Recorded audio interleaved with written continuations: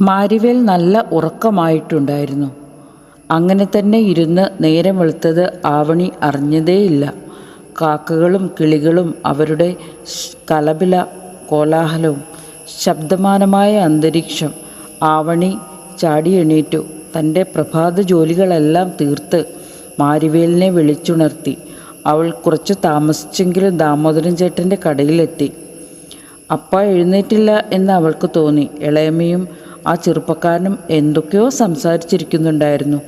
ആവണി ആ ഭാഗത്തേക്ക് ശ്രദ്ധിച്ചതേയില്ല.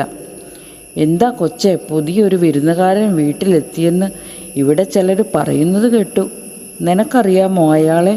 എന്തു കാര്യത്തിനാ ഇപ്പോൾ ഇതുങ്ങളൊക്കെ ഇവിടേക്ക് വന്നേക്കുന്നേ? ആവണിക്കൊച്ചേ, സൂക്ഷിച്ചോണം. തള്ളയ്ക്ക് വയ്യാതെ കിടന്നപ്പം ഇതുങ്ങൾക്ക് ഒരു തുള്ളി വെള്ളം കൊടുക്കാൻ ആരുമില്ലായിരുന്നു. ഇപ്പത്താണ്ട് എങ്ങുന്നോ വലിഞ്ഞു കയറി തന്തയും രണ്ടാനമ്മയും കൂട്ടത്തിലൊരു വർത്തനും കൂടി വന്നേക്കുന്നു. പ്രായപൂർത്തിയായ പെങ്കൊച്ചു വീട്ടിലുണ്ടെന്ന് തന്തയ്ക്കറിയത്തില്ലേ? തൻ്റെ ചോരയാണ് എന്ന് തന്തയല്ലേ ചിന്തിക്കണ്ടേ? കൊച്ചേ, നല്ല ഒരു മഴവും നിൻ്റെ കയ്യിലുണ്ടല്ലോ. എന്തേലും വൃത്തികേട് കണ്ടാൽ നന്നായിട്ടങ്ങ് പെരുമാറിക്കോണം.